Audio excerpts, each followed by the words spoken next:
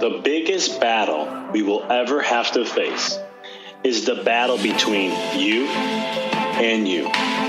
It's the battle of taking your mind to that limit and then breaking through. On the Mindful Experiment podcast, we will share concepts, universal laws, and interviewing individuals who have done just that, who have gone through the dark times and through those moments allowed their light to shine bright. I'm your host, Dr. Vic Manzo, and I want to thank you for listening to the podcast and taking this journey with me as we discover different avenues to break through those limits, expand your reality, and evolve into the person you desire to be. So sit back, relax, and enjoy the show. Hello, everyone, and welcome to another episode on the Mindful Experiment. This is Dr. Vic here as we are enjoying an amazing Tuesday here in Chicago. We had a little bit of a winter awakening. Winter saying, I'm not gone just yet. And we had like a way out blizzard and all this fun stuff. But now it's all back to spring. So as I enjoy this amazing morning, and I like to share a concept, an idea, something that I truly believe, as you listeners, thank you for listening, continue to listening, being subscribers to the podcast, something I could find value to share with you. In this episode, I really wanted to emphasize, it really shot out at me in a meditation, all about the time is limited. And it came to me actually, the fine part of the information came in the meditation, but it was also stuff that happened yesterday that really gave me some things to look at about time. And, time's limited. Your time is limited. I've heard people talk before about people who had cancer and it finally got, the body healed from it and so forth. And they'll talk about one of the lessons they learned is that there's no difference between someone who has cancer and someone who doesn't, because their time's limited. Just their one person's road may be shorter than another. And it's really an awakening and really something to really be aware of, that our time is limited, and I mean this in so many factors. In my 5-week course, I hammer on this massively. In my book, I talked about this in chapter 9 in Rediscover Your Greatness. I really emphasized about time and how time really is a limited factor for us, because being in this physical body, being in this meat suit that we're in, it's not designed to last forever. Nothing in the physical realms lasts forever. Spiritual realms, the non-physical does. It has and always will be. But the physical has a time limit. It could be even planet Earth here has a time limit. Even our universe has a time limit. Everything in the physical realm does. And so when you think about this for a second, I really want you to hone in and think that there is going to come a time when you will not be here anymore. Now, I know this is a dark and gloomy subject to talk about, and before you stop listening, just trust me on this process. Life, in this world we live today, we let the distractions of busyness get in the way of being, especially here in the United States. We're all about doing, and the United States is spreading itself to the world and having others kind of somewhat do the same. And in the essence of that, when you're doing so much, you're not in a present moment. You're not centered into what is now. Eckhart Tolle calls it the power of now. And many other people call it the present moment. PTC is what we use in chiropractic, present time consciousness. There is an essence of when we are so on a go, we think we have unlimited time, but you don't. And some of you may have experienced something like this, where that time was threatened, where you may have had an accident, a disease, an illness that came across, and you survived, but it put things into perspective. Maybe a near-death experience. I love when I study tons and tons and tons of near-death experiences. What I learned through the process is that when they came back, their life was changed. Because they understood the principle, in my opinion, they understood the principle of knowing that their time is limited and they're here to contribute in some shape, way, or form to help raise the vibrational consciousness of every human being, animal, and so forth that exists on this planet. And from that perspective, you understand, you grasp at a moment that your time is limited. And if you know that your time's limited, then all of a sudden things transform and change.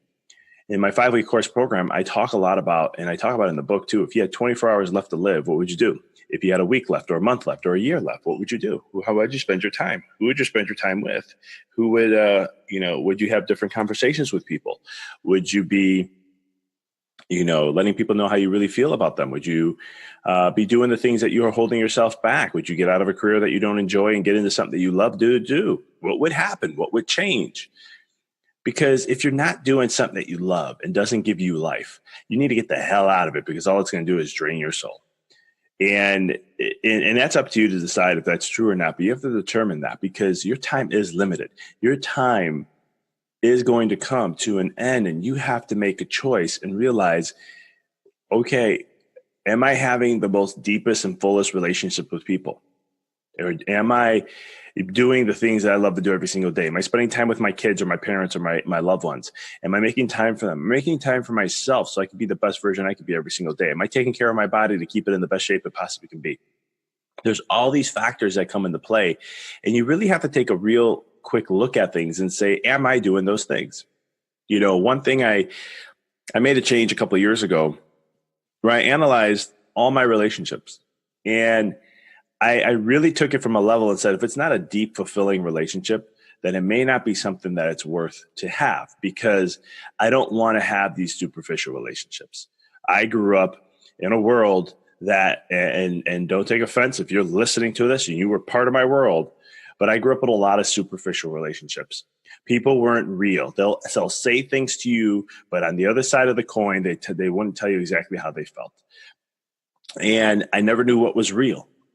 And it really frustrated me, because I wanted to have a real relationship, and I never understood the why, they wouldn't say this, or they would just act all nice, but then they'll tell someone else a real opinion. And it was very frustrating growing up in that era, because it was at a time where I'm like, come on, where's the realness here? Like, I wanted those deep rooted connections, and I wasn't getting it. And honestly, I didn't get it until I met my wife, and it took time for her and I to work through these things to have that. And now we have a wonderful relationship where we can share very deep, meaningful stuff easily now, and always be able to have that. And I have a couple friends that, and it's only a couple, that I really can have those deep relationships. We're all about helping each other. We're all about making each other expand and grow in our lives. We always focus on how we challenge each other. We help each other, whatever we may need. And because we both understand that our time's limited. So when we talk, we're 100% present. And if we're in the present moment with each other in a physical aspect, then our phones are put away. We don't have them next to us. And we are just focusing on being with each other, because time's limited. And that's the thing that's sad. I mean, I was with a friend a few weeks ago, and half the time was on his phone. And I was just like, hey, bud, you need to limit your time on your phone. You're way too much on it. Like, this is not going to, this isn't going to work. We need to make some changes here. I'm here to spend time with you. I don't want to see you spend time on your phone. And if you do that with people, I mean, it breaks my heart when I'm at restaurants and I see families on their phones. It just breaks my heart, because y'all are not in a present moment. I'm not trying to judge. I'm just trying to enhance your experience. So understand that's where I'm coming from. And the sad thing is, a lot of people do that, and you're missing out on time, because you think you have endless time. And then something happens, and then all of a sudden, catastrophically, you're upset, you're crying, and all that. And then you missed out on opportunities, you have regrets, and all this other guilt stuff that comes along the way. When my grandfather, even my grandmother, when they passed, specifically my grandfather, I remember I didn't see him the last 3 weeks before he passed. And it was really hard on my heart, because I was very close to him, very, very close to him. I was like the son he never had, is what he used to say to me. And he was just a man who he had a lot of ambition. He came from Italy, had nothing, and made a massive business, retired at 45. He had some issues where he lost that and had to go back to work. But I remember growing up, he always used to say to me, don't be a dummy like me, which would break my heart. But the beautiful thing about it is, when he passed, I didn't really have a lot of sadness because I remembered all the amazing memories. I saw them almost every week, at least once. I remember I used to go by their house, my grandparents' house, once a week to visit to have lunch with them. It would be on a Tuesday, most likely, because it worked in my schedule. And then I would see them on the weekends. They come over for my parents to have dinner. Um, and that was something I learned because I embraced that relationship because I knew the time would come. And the beautiful thing behind that is when he passed, I looked at all the memories I had with him.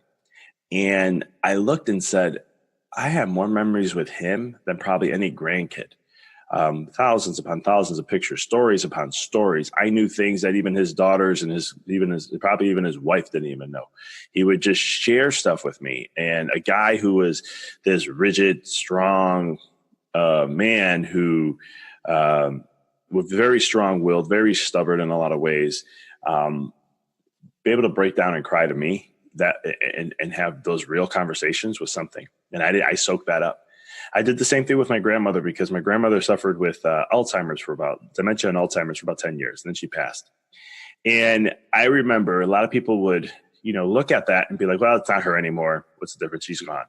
And it was a great teaching point for me because, again, time, right? I looked and said, I don't care if I have 2% left of my grandmother. I'm going to soak that up. And I did all along the way until she passed. And I didn't waste a moment. I don't have any regrets. All I have is amazing memories with them.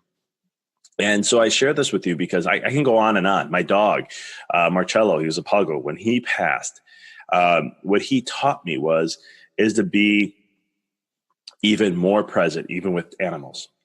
And so my other dog, Hank, he is someone who I take time every day just to cuddle with him, to take 5 minutes, 10 minutes, and just cuddle and enjoy my time. When he wants to snuggle, I'll snuggle with him because I don't know how long that's going to last. I don't know when his day's coming. I don't know if mine may come. You never know.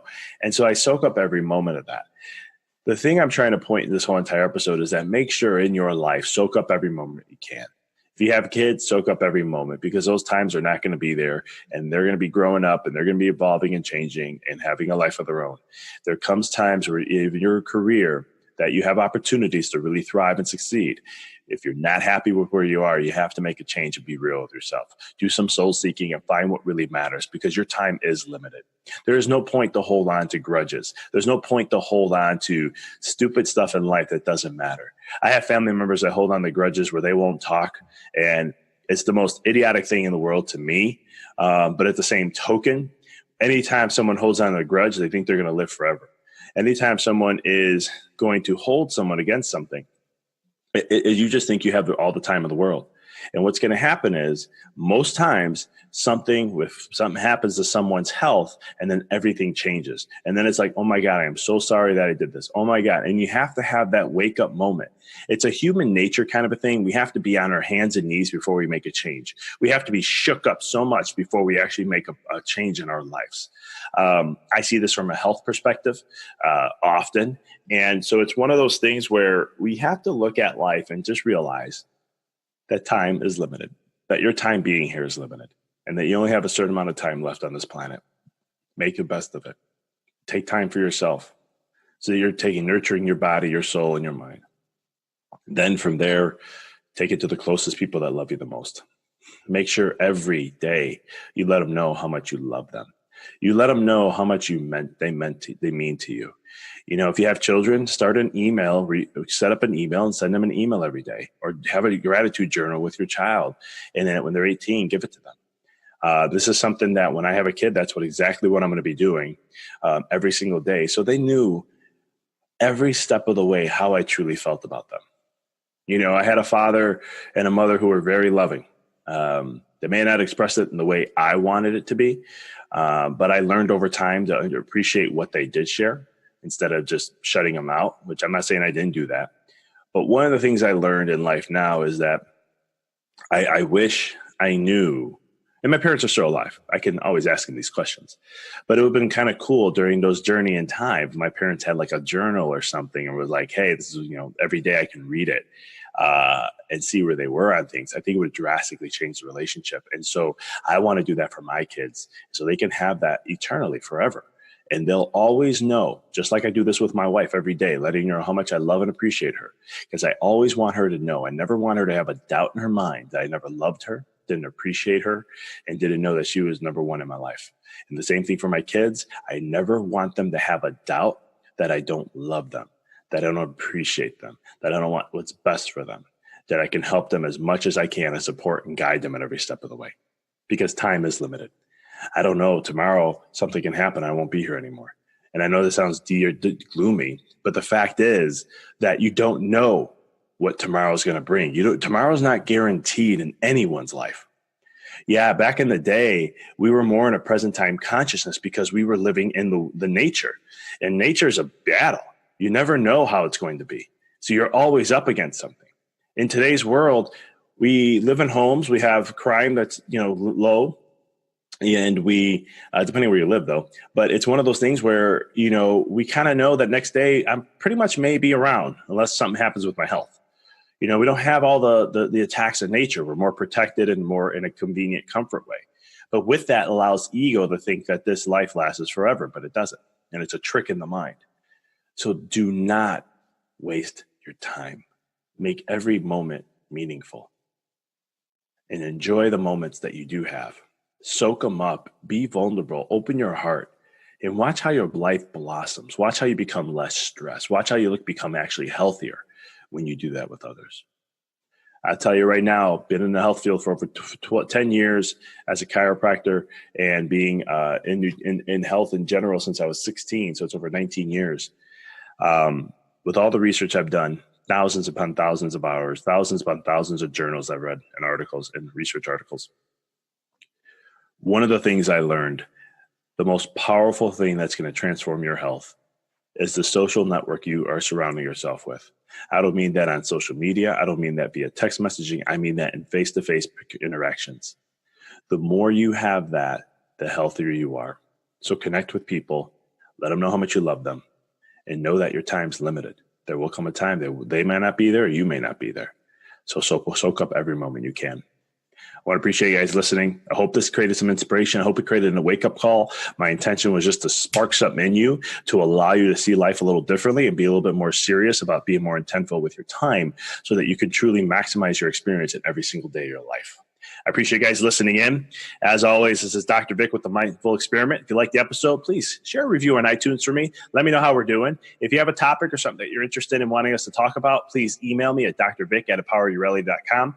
And until next time, y'all keep rocking and rolling. Thank you for listening to the podcast. For past shows, please visit www.empoweryourreality.com.